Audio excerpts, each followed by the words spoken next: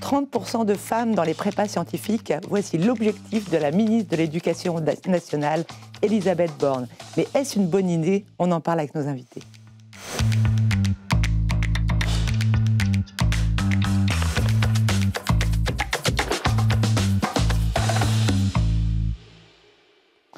Denis Chouamet, vous êtes président de l'Union des prépas scientifiques. Bonjour. Bonjour. Valérie Brusseau, présidente de l'association Elle Bouge, Bonjour. qui promeut les sciences dans les lycées auprès des jeunes femmes. Et Noémie Villien, vous êtes étudiante à Centrale Supélec. Merci d'être venue vous joindre à nous. Et Lara Gazal, journaliste au Figaro étudiant. Bonjour. Alors Lara, la ministre souhaite que davantage de femmes fassent des sciences. Expliquez-nous un peu tout ça. Oui, alors la ministre de l'Éducation nationale, Elisabeth Borne, a annoncé le 7 mai dernier vouloir renforcer la place des filles dans les filières scientifiques et plus particulièrement dans les spécialités mathématiques en terminale. Alors son objectif est donc d'atteindre 50% de filles dans la spécialité mathématique en terminale, donc en 2030, contre 42% actuellement selon les chiffres du ministère. Donc elle affirme, je cite, qu'il faut que les filles choisissent davantage la spécialité maths en première, qu'elles la conservent en terminale et qu'elles prennent en plus l'option maths experte. Alors selon le ministère de l'Éducation nationale, je cite, elle ne représente que 25% des étudiants qui intègrent des formations supérieures conduisant au métier d'ingénieur et du numérique. Cette proportion stagne depuis 20 ans. Alors quelles mesures seront mises en place justement pour atteindre cet objectif? Alors il y a 3 grands piliers qui ont été annoncés par le ministère dans son plan filles et maths. Donc je vous les cite, former et sensibiliser les personnels de l'éducation nationale, renforcer la place des filles dans les enseignements qui ouvrent vers les filières d'ingénieurs et du numérique, et enfin ouvrir les horizons des jeunes filles et susciter des vocations. Alors concrètement, ça va se traduire par la formation et la sensibilisation des professeurs des écoles, et aussi des professeurs de maths bien sûr, de collèges et lycées.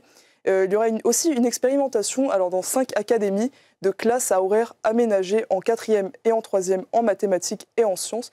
Donc concrètement, les élèves auront des activités supplémentaires en sciences et en maths avec des chercheurs. Et ces classes, elles auront l'obligation d'accueillir 50% de filles. Alors, est-ce que ça, c'est le sujet un peu qui fâche? Est-ce qu'il y aura des quotas de femmes dans les prépas scientifiques? Alors, pour ce qui est des classes prépa, le gouvernement a annoncé, je cite, qu'en 2030, chaque classe préparatoire scientifique devra compter au moins 30% de filles dans son effectif et pas moins de 20% de filles dès la rentrée 2026. Donc l'objectif des 20%, il sera facile à atteindre puisque la plupart de ces classes, en réalité, elles atteignent déjà ce chiffre. Par filière, elles sont 23% en MPSI, 15% en MP2I, 20% en PTSI, 35% en PCSI et 70% en BCPST. Alors face à cela, la question est de savoir si le gouvernement souhaite instaurer des quotas. Pour l'instant, la ministre n'a pas employé ce terme. Alors Denis Chouamet, est-ce que vous pensez, vous, que ça pourrait être une solution ? Alors, les quotas, c'est sympathique. D'ailleurs, je constate que ça déclenche beaucoup d'excitation depuis quelques jours. C'est facile à mettre en œuvre, c'est pas fatigant. Et puis, ça donne l'impression, je dirais, de donner un coup de pied dans la fourmilière. Ça ne nous dispense pas, je pense, de comprendre ce qui se passe. Parce que si on veut mettre en place des solutions efficaces, il faut essayer de comprendre ce qui se passe. Ce qui se passe, c'est pas du tout que les jeunes filles soient refusées à l'entrée, notamment des classes préparatoires scientifiques. Dans mon propre établissement, dans le haut du classement Parcoursup, on a pratiquement 45% de jeunes filles qui demandent l'admission, qui postulent à l'admission. 45% des jeunes filles brillantes, donc, et que nous acceptons puisque nous les classons en haut du panier, si j'ose dire. Le jour de la rentrée, comme vous venez de le dire, il n'y en a plus que 23% dans les classes. Donc, on est en présence d'un phénomène de détournement massif. Les jeunes filles se détournent massivement. Pas de toutes les prépas scientifiques, les prépas agro-véto, il y a 70% de jeunes filles, donc elles sont massivement féminines. Mais plus vous allez aller vers les mathématiques, et a fortiori vers l'informatique, et moins vous aurez de jeunes filles. Vu ce détournement massif, c'est un problème de rapport à la discipline. Je ne vois pas comment l'instauration de quotas leur donnerait brusquement envie de venir. Alors Noémie, vous êtes étudiante à Centrale Supélec. Vous, qu'est-ce qui a été le déclic qui vous a donné envie de faire des sciences et de faire des maths? Moi, j'ai toujours aimé les sciences. Aussi loin que je me rappelle, quand j'étais petite, je m'intéressais aux sciences. Je lisais des magazines scientifiques, je m'intéressais à l'espace notamment. Et ensuite, au collège et au lycée, j'ai remarqué que j'avais des facilités dans les sciences, du coup. Et j'ai combiné donc les facilités avec mon intérêt pour les sciences et ça m'a amené naturellement vers les études d'ingénieur. Et le fait qu'il y ait davantage de garçons dans ces filières, est-ce que ça vous en aviez conscience ou pas du tout? J'en avais conscience, je le savais, j'avais regardé les taux le pourcentage de femmes dans les prépas et dans les écoles, donc j'étais au courant et même je savais que ensuite dans le métier c'était aussi très masculin généralement, mais ça m'a pas forcément freinée, ça me freinait un peu pour aller en MP. Quand même. Donc MP, c'est mathématiques physiques. On n'a pas décodé les acronymes des prépas, mais MP, en gros, c'est la prépa la plus mathématique. Hein. Exactement. Et PC, c'est physique-chimie, il y a plus de femmes. Il y a plus de chimie, un plus grand équilibre. Et BPCST, c'est vraiment... BCP, il faut savoir le prononcer aussi. BPCST, c'est la filière biologie, agronomie, où là, il y a beaucoup plus de femmes. Vous aviez choisi la filière PC, physique-chimie, parce que MP, vous disiez, il y a trop de garçons... Il y a trop de garçons en filière maths? C'était pas la raison principale, mais c'est vrai que si je pouvais avoir plus de filles dans ma classe et j'avais aussi cette vision des MP où c'était des garçons très sûrs d'eux et moi j'avais pas forcément énormément confiance en moi, donc j'avais l'impression que ça allait être plus facile d'avoir confiance en moi dans une filière jugée un peu plus facile en maths. Voilà, un peu plus facile en maths et avec plus de filles aussi. Là, vous aviez combien de filles dans votre classe? Vous étiez combien? Il me semble qu'on avait quasiment la parité. On devait être 20 filles pour 48 peut-être même un peu plus de filles. D'accord. Et vous étiez dans quel lycée? Au lycée Pierre de Fermat à Toulouse. D'accord. Et vous avez réussi le central finalement du premier coup? Oui, en deuxième année, j'ai pas eu à refaire la deuxième année. Voilà, en 5,5 comme on dit. J'ai pas eu à vous n'avez pas eu à faire 5,5. Il y a tout un langage pour la prépa, hein. Tout un jargon. Alors, Elle bouge, Valérie Brusseau, est-ce que vous êtes présidente de l'association? C'est une association qui fait la promotion des sciences auprès des lycéennes. Quelle est son histoire? Comment ça a démarré tout ça?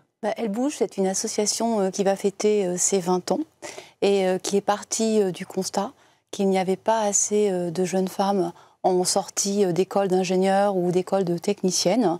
Et donc, du coup, les industriels ont voulu réalimenter le pipe et ont donc demandé à notre fondatrice Marie-Sophie Pavlak comment on pouvait faire pour avoir plus de femmes en sortie des carrières scientifiques. Donc, Elle bouge, c'est une association qui regroupe 15 000 marraines et relais. Ce sont des hommes et des femmes en poste qui viennent parler de leur métier aux jeunes filles et qu'on vient déconstruire les stéréotypes et faire en sorte qu'on ait une désirabilité autour de ces métiers scientifiques, autour de ces filières. Donc on vient susciter des vocations scientifiques et techniques. Donc on touche 45 000 filles par an. On a plus de 1000 événements avec nos 350 entreprises partenaires et à peu près 2000 établissements d'enseignement supérieur. Donc dans nos moyens d'action, eh bien, on emmène les filles en entreprise. On leur explique, on leur fait des vies ma vie pour leur expliquer ce que c'est que la vie en entreprise. On participe au forum d'orientation, au salon de l'étudiant, où on vient expliquer effectivement ce fameux jargon et les boussoles des filières d'orientation. Moi, je me souviens d'une fois, il y a quelques années, vous m'aviez invité au salon de l'auto et vous aviez invité des jeunes filles pour qu'elles rencontrent leurs marraines, des femmes ingénieures qui travaillent chez les constructeurs automobiles ou chez Valeo. Et c'était assez extraordinaire de voir ces rencontres de femmes, évidemment de différentes générations. Exactement. Et dans quelques jours, nous serons au Salon du Bourget. On fait une opération aussi au niveau de l'aéronautique. Il y a un mois, nous étions à Global Industrie. Nous serons aussi à la semaine de l'industrie au mois de novembre. Donc l'idée, c'est bien de mailler, de déconstruire le stéréotype, d'expliquer en quoi ces carrières sont passionnantes. Et ces stéréotypes, ils vivent dès le plus jeune âge, puisqu'on intervient aussi dès la primaire. Et on s'est rendu compte que les stéréotypes de genre, et notamment le décrochage des maths, il est au niveau du CP, puisque sans le vouloir, les professeurs n'enseignent pas les mathématiques de la même façon aux petits garçons et aux petites filles. Est-ce que c'est uniquement ça ou c'est vrai que le décrochage, il est assez rapide en fait? Les études montrent qu'à partir du CP, CE1, déjà, on voit une différence de niveau entre les filles et les garçons. Oui. Alors le décrochage, il est en CP, effectivement. Il est évidemment à la façon dont les professeurs enseignent, évidemment, sans le vouloir, cet enseignement lié au genre, mais il est aussi lié beaucoup plus tôt au niveau des prescripteurs d'orientation, que sont les parents, la famille, où on a quand même une façon d'élever nos enfants qui est extrêmement genrée, Par exemple, quand on fait des cadeaux au moment des anniversaires, rarement on va offrir une petite voiture. Vous ne voulez pas supprimer les poupées aux petites filles quand même? Je ne veux pas supprimer les poupées aux petites filles, mais par contre, ce que veut Elle Bouge, et ce pourquoi nous sommes engagés avec toutes nos marraines, c'est que si une petite fille a envie d'aller explorer un potentiel en mathématiques et en physique, eh bien qu'on lui donne le moyen d'aller explorer ce potentiel comme vous l'avez fait. Lara, il existe des associations qui, justement, on parle de Elle Bouge, qui encouragent les filles à se tourner vers les sciences. Et vous-même, vous avez participé à une opération organisée par Elle Bouge. Racontez-nous. Oui, alors c'est ça. J'ai pu me rendre à une de vos interventions donc pour Elle Bouge en décembre dernier, en reportage. Donc il y avait une centaine de jeunes filles de terminale venues écouter ces femmes donc au parcours inspirant, différent, comme par exemple une pilote de ligne, des ingénieurs spécialisés dans l'informatique, l'aéronautique. C'était au lycée? Henri IV. Au lycée Henri IV. Lycée Henri IV, oui. Voilà, l'aéronautique, il y avait de tout. Et les lycéennes, elles étaient regroupées en petits groupes de 10 autour d'une table. Et les membres de l'association, elles se relayaient, elles passaient de table en table toutes les 15 minutes pour raconter leur parcours et leur donner des conseils. Il y avait combien de jeunes filles en tout? Une centaine. Une centaine du lycée Henri IV, qui est en terminale. Voilà, c'est ça. Et qui était plutôt en spécialité scientifique, du coup. Pour leur donner envie de poursuivre. Et ça marche? Oui, donc j'ai discuté avec elles, elles étaient très enthousiastes. D'ailleurs, certaines me disaient qu'elles n'avaient pas encore trop conscience du fait d'être une fille, certaines aussi, mais pour d'autres, c'était pas un frein. Donc voilà, elles étaient plutôt optimistes. Est-ce qu'il y a d'autres initiatives? Alors oui, on peut citer l'association Les Chemins Buissonniers qui organise des animations auprès des enfants et des adolescents pour promouvoir des carrières, les sciences auprès des filles et des carrières de chercheuses. Donc elle propose des rencontres et des ateliers dans la région toulousaine pour rendre la science plus accessible et équitable. Donc je vous cite Estelle Cabrilac, qui est la médiatrice de l'association. À partir de jeux, de livres et même de films, nous présentons les femmes scientifiques du passé qui sont moins traitées par les manuels scolaires. Alors, est-ce que ces actions permettent de faire naître des vocations? Alors oui, exactement. C'est par exemple le cas d'une autre association qui s'appelle Women in Aerospace, qui a été, donc c'est une association internationale qui a été fondée en 1985 aux États-Unis et qui a créé une antenne récemment à Toulouse, donc en fait en 2014, pour permettre aux femmes de découvrir les métiers de l'aéronautique. Donc ça permet de leur présenter des métiers concrets qui sont bien sûr souvent réservés aux hommes. On peut aussi évoquer l'association Révèle, qui accompagne les jeunes femmes issues de milieux populaires dans leur vie personnelle et professionnelle, grâce à des rencontres avec ce qu'elles appellent des rôles modèles, c'est-à-dire des femmes qui viennent témoigner donc de leur expérience professionnelle, qui organisent aussi des immersions dans des grosses entreprises comme par exemple Vinci ou encore Dassault. Oui, donc Dassault, qui est l'actionnaire du Figaro. Je tiens à préciser que moi j'ai 2 filles qui ont bénéficié de ces actions et qui sont devenues ingénieures. Donc merci à l'association Elle Bouge qui fait beaucoup pour les filles. Denis Chouamet, est-ce que vous faites des actions pour donner aux filles, aux femmes, d'aller en prépa scientifique? Oui, alors nous sommes mobilisés sur le terrain, d'ailleurs pas seulement les classes préparatoires, mais les classes préparatoires avec les grandes écoles.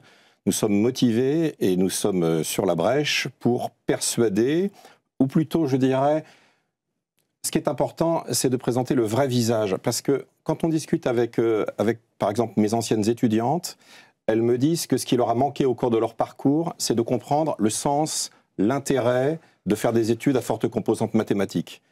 L'intérêt de faire des études médicales était pour elles évident, parce qu'elles étaient passées entre les mains d'un médecin. Par contre, quel sens ça a de faire des maths quand tout le monde vous dit qu'en maths, il n'y a pas grand-chose à faire, alors qu'en fait, on a des enjeux absolument gigantesques. Donc, je pense que la chose à faire, c'est d'enthousiasmer, comme vous le disiez, de donner des modèles inspirateurs aux jeunes filles pour leur donner envie de s'engager. Donc, ça va prendre diverses formes dans ce que l'on fait. Ça peut être des journées portes ouvertes, ça peut être des conférences, il y a des expositions qui sont organisées dans les lycées à prépa aussi. Il y a des stages, j'ai participé personnellement avec le Centre Égalité des chances de l'Institut Polytechnique de Paris, à un stage pour les boursiers et pour les jeunes filles, pour leur donner envie, et puis je dirais aussi la légitimité, la confiance de s'engager dans des cursus scientifiques exigeants. Je pense aussi spontanément dans ma ville de Lyon, à l'ENS Lyon. L'ENS Lyon a créé des bourses d'études spécifiques pour les jeunes filles dans les matières, entre guillemets, sinistrées, c'est-à-dire les mathématiques et l'informatique. Ça veut dire que les jeunes filles qui vont être recrutées en dehors du concours, c'est-à-dire sur dossier, toutes celles qui vont venir pour étudier les maths et la physique, eh bien, vont bénéficier d'une bourse d'études. Alors ça me semble vraiment de nature à susciter des vocations. C'est curieux parce qu'à une époque où l'éducation n'était pas mixte, je pense à l'époque où l'ENS, il y avait une section femmes et une section hommes, finalement on était assuré d'avoir un quota de normaliennes et un quota de normaliens en maths.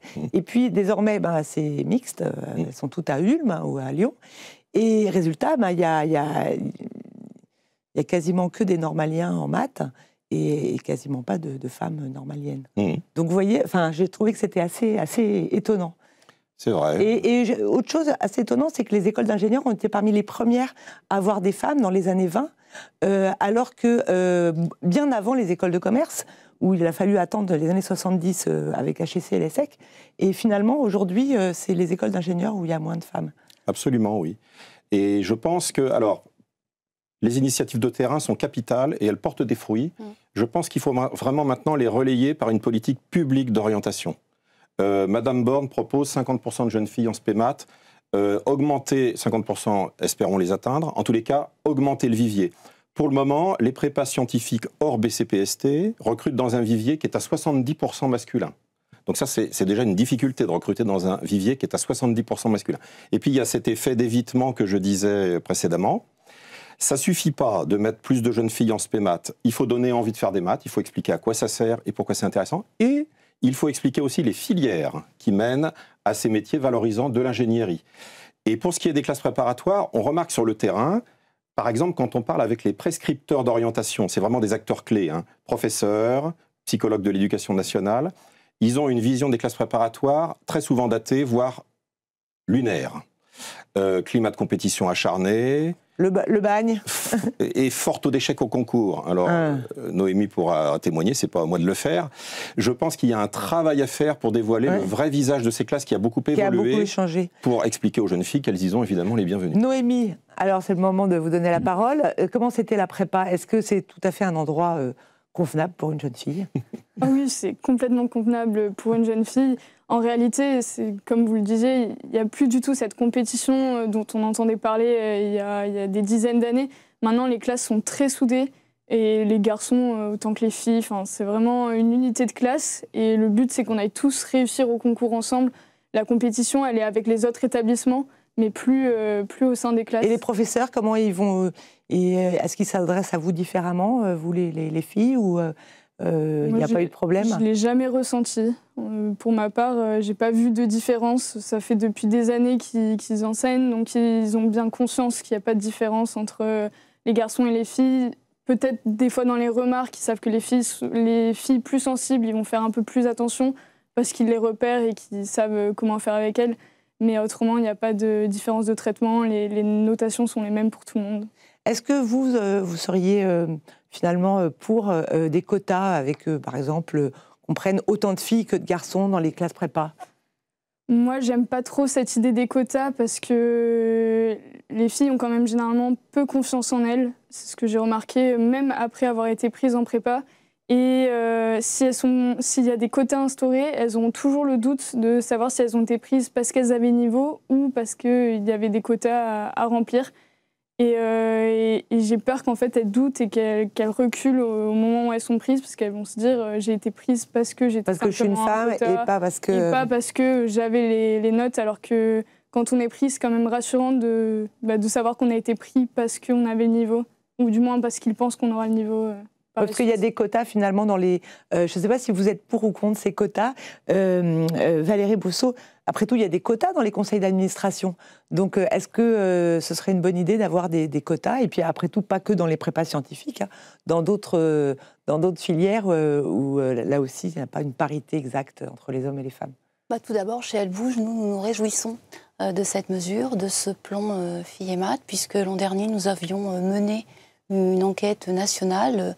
L'orientation est-elle encore genrée en 2024? Et à l'issue de cette enquête, nous avions mis 4 recommandations, dont 2 sont reprises dans ce plan. Une discrimination positive, effectivement, et une trajectoire pour favoriser les filles. Et c'est ce qu'on dit, 30% de filles en 2030, entre autres, vous l'avez dit.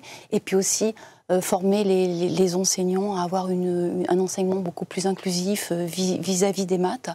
Ce qu'il est important aujourd'hui, nous, ce qu'on dit chez Elle Bouge, c'est qu'il y a un déficit d'ingénieurs en France, donc il faut le combler. Il en va de la compétitivité de la France. Et donc le fait de combler ce déficit en encourageant les filles, comme on le fait avec Elles Bougent, en déconstruisant les stéréotypes, à rejoindre ces filières, va nous aider à accéder à cette compétitivité. Alors, lorsqu'on a écrit cet article sur la proposition d'Elisabeth Borne, beaucoup de nos lecteurs nous ont dit, bah oui, mais il y a aussi beaucoup trop d'hommes, beaucoup trop de femmes, je veux dire, dans certaines filières, notamment en droit, dans les études médicales, à l'école de la magistrature, je crois que les hommes sont rarissimes. Est-ce qu'il ne faudrait pas, est-ce que dans les écoles d'architecture, avant c'était des métiers très masculins, et aujourd'hui, je crois qu'il y a 70 à 80% de femmes dans les écoles d'architecture.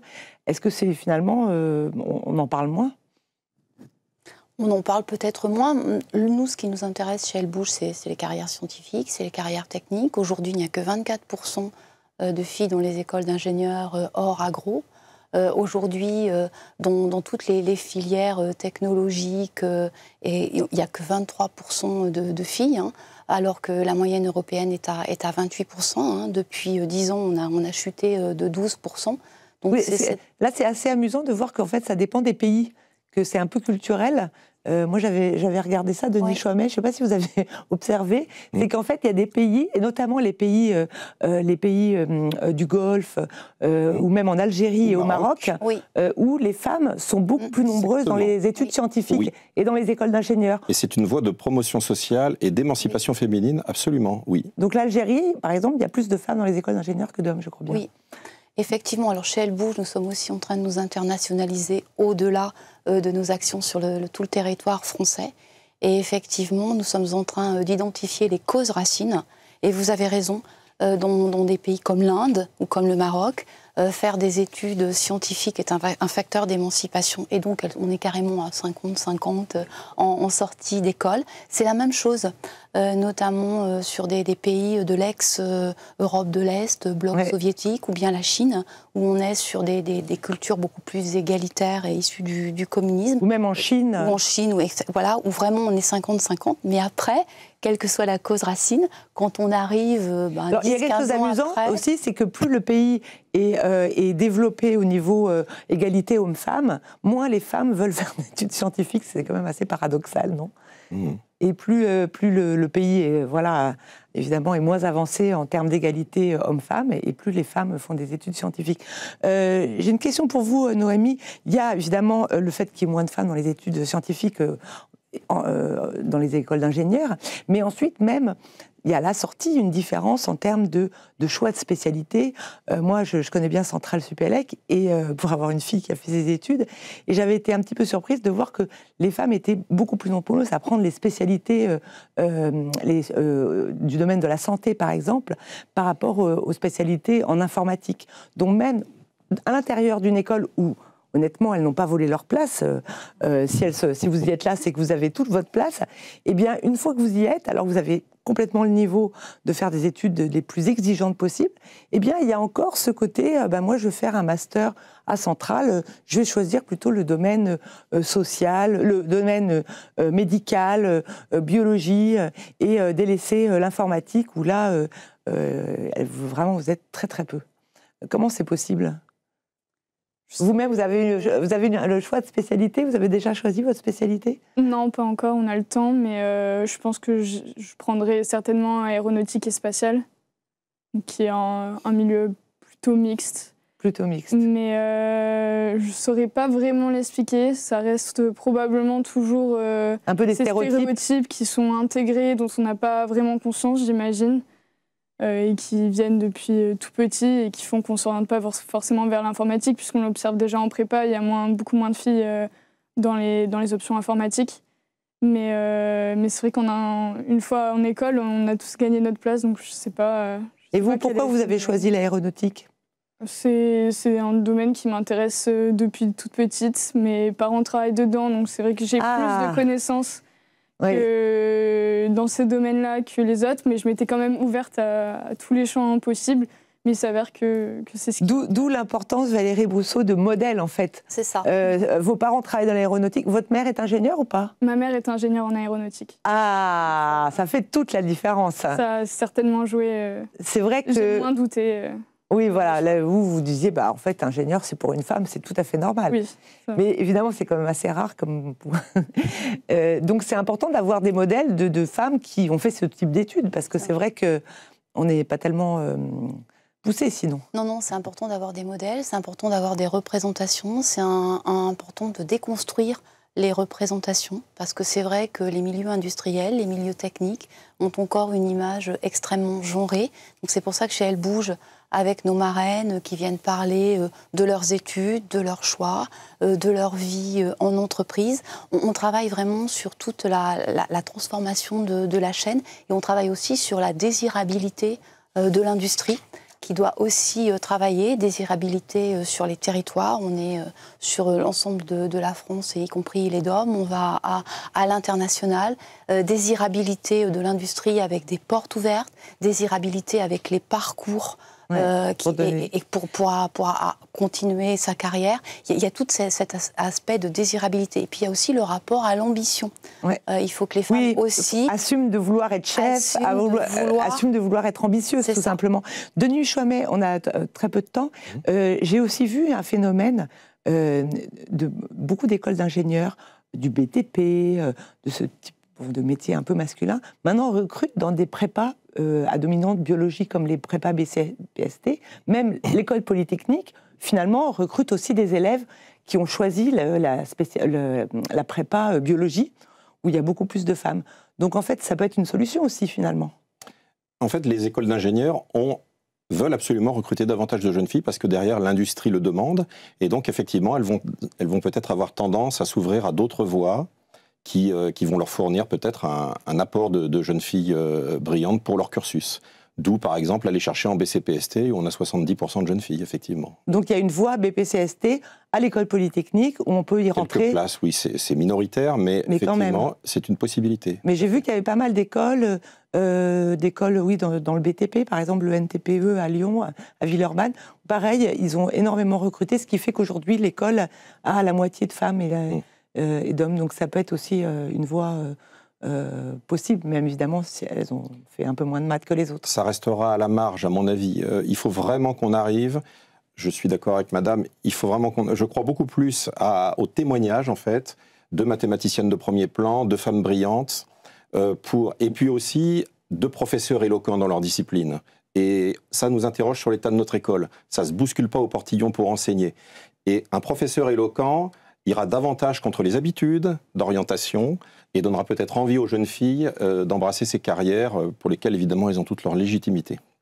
Merci beaucoup, merci à tous. J'espère, j'encourage toutes ces jeunes femmes qui peut-être nous regardent, ou les parents ou les grands-parents, à encourager les filles à faire des études scientifiques. Merci à tous et je vous dis à très bientôt pour une nouvelle émission de Figaro TV. Et merci les petits messages pour Cécile Brelot, dont c'est une des dernières émissions aujourd'hui. Merci.